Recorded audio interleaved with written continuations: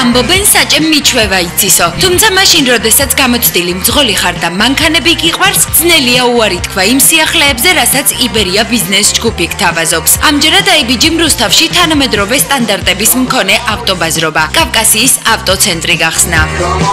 ეს არ იქნება მხოლოდ ავტობაზრობა, ეს იქნება ავტოქალაქი. ყველაზე მთავარი ის არის, რომ ძალიან გამარტივებული იქნება აქ ტრეიდინგის სისტემა, ანუ შეუძლია ყველა მოხმარებელს თავის ძველი მანქანას გამომშვიდობოს, რაღაც 1 საათი შეუძლია ახალი მანქანა შეცვალოს, ან უკეთესი ასაკის, ან თავისი გემოვნებით შეცვალოს. მოხმარებელს აღარ მოუწევს ბრმად მანქანის ყიდვა, უბრალოდ აქ იქნება ხარისხის გარანტია.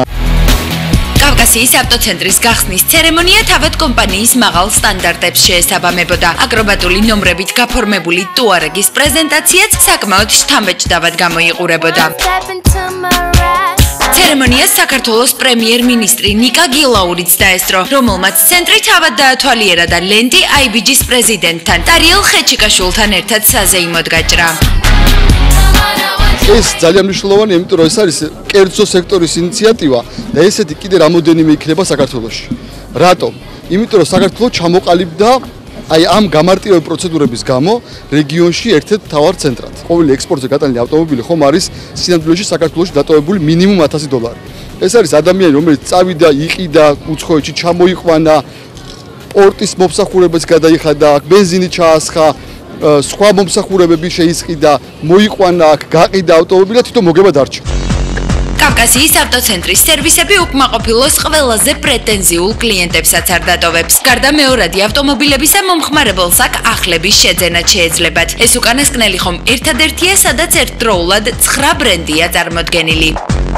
პირველ რიგში შემოსვლის სისტემა არის ძალიან გამარტივებული, ანუ თქვენ როგორც აეროპორტში რო შედიხარ, ღილაკს რო აჭერ, ქვითარს რო გაძლევ, ზუსტად ესეთი სისტემა იქნება, რაც რიგის ხანგრძლივობას ძალიან მნიშვნელოვნად ამცირებს. ტერიტორიაზე ავტობაზრობის არის განთავსებული სასტუმრო, მათთვის ვინც თუნდაც რეგიონებიდან ან თუნდაც სხვა ქვეყნებიდან ჩამოდის. ჩვენი ავტობაზრობა 2 ივნისიდან, ანუ გახსნის დღიდან 2 კვირის განმავლობაში იქნება უფასო. 2001 წლიდან IBG-ს პრესტიჟის ნიშანი უფრო და უფრო იზრდება. კავკასიის ავტოცენტრის გახსნა კი ალბათ ერთ-ერთი იქნება იმ წამოწყებებს შორის, რომელიც ჰოლდინგის სავიზიტო ბარათი გახდება.